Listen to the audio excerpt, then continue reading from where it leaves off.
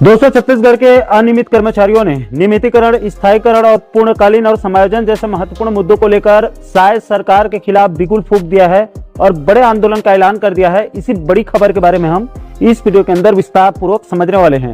इसलिए दोस्तों, इस वीडियो को आप अंत तक जरूर देखिए और इस महत्वपूर्ण मुद्दे को आप लोग भी अच्छे से समझने का प्रयास कीजिए। नमस्कार दोस्तों, मैं हूं आपका दोस्त लोकेश साहू और आप देख रहे हैं लोकेश साहू यूट्यूब चैनल। आप सभी दर्शकों का हमारे इस यूट्यूब परिवार में बहुत बहुत स्वागत है। दोस्तों, आपकी जानकारी के लिए बता दूं कि पूर्व की भूपेश बघेल सरकार ने प्रदेश के अनियमित कर्मचारियों के लिए बड़े बड़े वादे किए थे, बड़े बड़े घोषणाएं किए थे, लेकिन 5 साल के कार्यकाल में कुछ नहीं कर पाई। इसके बाद बीजेपी ने मोदी की गारंटी में राज्य के अनियमित कर्मचारियों के लिए भी बड़े बड़े उन्होंने भी गारंटी दिए थे, लेकिन शायद सरकार को सत्ता में आए लगभग 2 साल होने वाले हैं, लेकिन इस सरकार ने भी अभी तक अनियमित कर्मचारियों के एक भी मांगों को पूरा नहीं किया है। इसलिए अब राज्य के अनियमित कर्मचारियों ने शायद सरकार के खिलाफ मोर्चा खोलने का बड़ा ऐलान कर दिया है।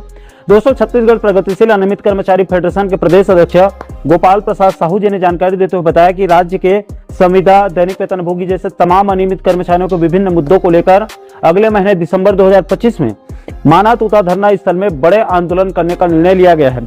हालांकि अभी तारीख तय नहीं किया गया है, उसको भी बहुत जल्द ऐलान कर दिया जाएगा। दोस्तों, इस मुद्दे को लेकर छत्तीसगढ़ प्रगतिशील अनियमित कर्मचारी फेडरेशन ने बाकायदा एक प्रेस नोट जारी करके मीडिया को वो संपूर्ण जानकारी दी है।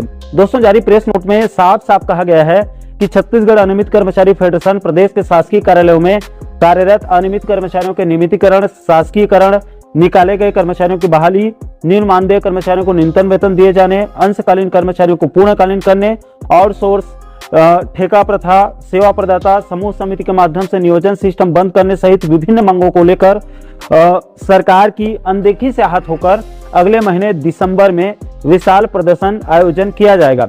इसी मैटर को लेकर बीते दिनों अनियमित कर्मचारी फेडरेशन की एक बड़ी बैठक हुई थी, उसी में यह निर्णय लिया गया है।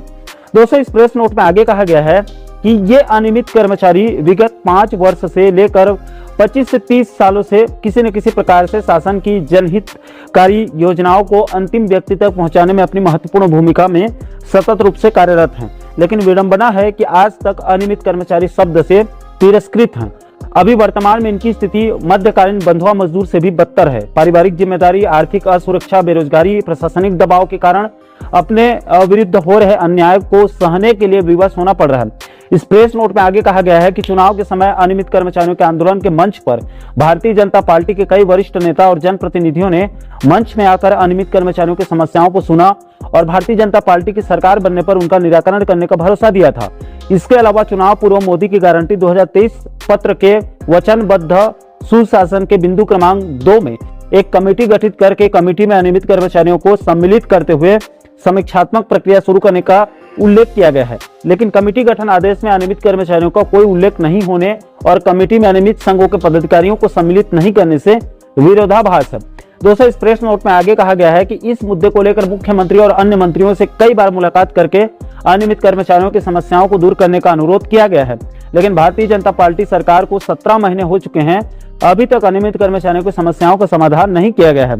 दोस्तों, इस प्रेस नोट में यह भी जानकारी दी गई है कि राज्य के अनियमित कर्मचारियों को नियमित कर्मचारियों से आधे से भी कम वेतन दिया जा रहा है, जबकि न्यूनतम वेतन अधिनियम 1948 एवं संविदा नियम 2012 के तहत 12 है, परंतु न्यूनतम वेतन का पुनरीक्षण 2017 से एवं संविदा वेतन अगस्त 2023 के बाद से वृद्धि नहीं हुई है।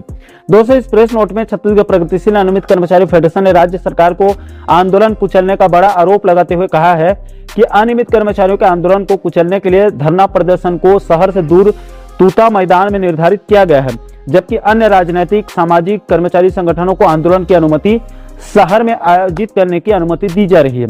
दोस्तों, छत्तीसगढ़ प्रगतिशील अनियमित कर्मचारी फेडरेशन का यह भी कहना है कि वर्तमान में सरकार की अनिर्णय की स्थिति की वजह से अनेक विभागों के अनियमित कर्मचारियों को बीते कई महीनों से वेतन नहीं मिल पाया है और कई विभागों में तो अनियमित कर्मचारियों की लगातार छटनी भी किया जा रहा है। दोस्तों, आप अंत में यह भी समझ लीजिए कि आखिर छत्तीसगढ़ प्रगतिशील अनियमित कर्मचारी फेडरेशन किन किन मांगों को लेकर अगले महीने दिसंबर में आंदोलन करने वाले हैं। तो दोस्तों, सबसे पहले नियमितीकरण या स्थायीकरण की मांग रखी जा रही है। इसके बाद दूसरे बिंदु पर छटनी किए गए यानी कि निकाले गए सभी कर्मचारियों की बहाली किया जाए। इसके बाद तीसरे बिंदु पर न्यून मानदेय पाने वाले कर्मचारियों को यानी कि जो बहुत कम मानदेय पा रहे हैं उनको कम से कम न्यूनतम मानदेय का लाभ दिया जाए।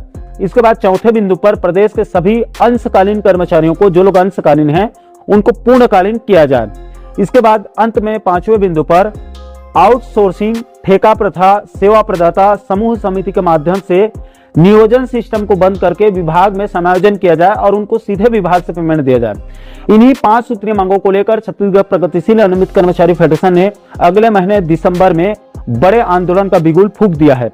दोस्तों, अनियमित फेडरेशन अपने प्रेस नोट में यह भी बताया है कि अभी वर्तमान में एक अनुमान के हिसाब से प्लेसमेंट, ठेका, मानदेय, जवाबदार, अंशकालीन, दैनिक वेतनभोगी और संविदा कर्मचारियों की संख्या 2,10,634 बताई जा रही है।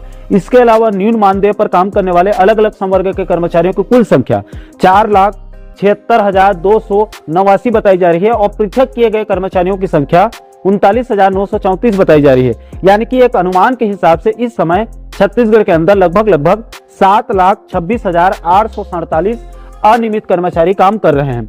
दोस्तों, इस प्रेस नोट में छत्तीसगढ़ अनियमित कर्मचारी फेडरेशन ने नियमित कर्मचारियों और अनियमित कर्मचारियों के बीच के असमानता के बारे में भी विस्तार पूर्वक बताया है।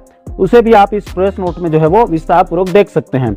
इसके अलावा दोस्तों, अनियमित फेडरेशन ने यह भी बताया है कि पूर्व की भूपेश बघेल सरकार के कार्यकाल में संविदा कर्मचारियों को 27% वेतन वृद्धि का लाभ दिया जा रहा था। इसके अलावा दैनिक और मासिक वेतन भोगी कर्मचारियों को 4,000 रुपए प्रति महीने सम्मान राशि का लाभ दिया जा रहा था। इसको शायद सरकार ने अभी लगभग बंद कर दिया है या फिर इसको सीमित कर दिया है, यानी कि कुछ ही लोगों को, कुछ ही कर्मचारियों को इसका लाभ दिया जा रहा है, सभी को नहीं दिया जा रहा है। इसके अलावा ग्राम अधिकारी राजस्व और पटेलों को प्रति महीने 3,000 रुपए राशि देने के लिए बजट में प्रावधान किया गया था, इसको भी शायद सरकार ने अभी तक नहीं दिया है। इसलिए इन सभी समस्याओं से त्रस्त होकर छत्तीसगढ़ प्रगतिशील अनियमित कर्मचारी फेडरेशन ने अगले महीने दिसंबर में बड़े आंदोलन का ऐलान कर दिया है। दोस्तों, इस महत्वपूर्ण मुद्दे को लेकर आप लोगों की क्या राय है? क्या अनियमित कर्मचारियों ने शायद सरकार के खिलाफ मोर्चा खोलने का बिगुल फूंकने का जो है वो सही निर्णय लिया है अथवा नहीं? इस महत्वपूर्ण मुद्दे को लेकर आप क्या सोचते हैं? आप लोगों की क्या राय है? नीचे आप लोग कमेंट बॉक्स में अपनी प्रतिक्रिया जो है वो जरूर शेयर कीजिएगा। और दोस्तों, अनियमित फेडरेशन की तरफ से जारी प्रेस नोट का पूरा जो PDF है उसको हमारे टेलीग्राम चैनल पर अपलोड कर देंगे। आप चाहें तो आप वहां से डाउनलोड करके बारीकी से आप अध्ययन कर सकते हैं। टेलीग्राम चैनल का लिंक आपको इस वीडियो के नीचे डिस्क्रिप्शन बॉक्स में मिल जाएगा। और दोस्तों, कर्मचारी और पेंशनर जगत से जुड़े मुद्दों पर आपको भी भविष्य में वीडियो बनवाना है या फिर कोई जानकारी लेना है तो आप इस वीडियो के नीचे डिस्क्रिप्शन बॉक्स में जो व्हाट्सएप नंबर ऐड है, आप इस नंबर पर हमें संपर्क कर सकते हैं। और दोस्तों, आप आगे भी कर्मचारी और पेंशनर जगत से जुड़ी इसी प्रकार के और भी अन्य महत्वपूर्ण मुद्दों पर आप आगे वीडियो देखना चाहते हैं तो आप हमारे चैनल को जरूर सब्सक्राइब कर लीजिएगा ताकि आने वाले सभी नए वीडियो का नोटिफिकेशन जो है वो आप लोगों तक तुरंत पहुंच सके। दोस्तों, इस वीडियो में फिलहाल अभी के लिए इतना ही। इस वीडियो को अंत तक देखने के लिए आप सभी दर्शकों का बहुत बहुत धन्यवाद।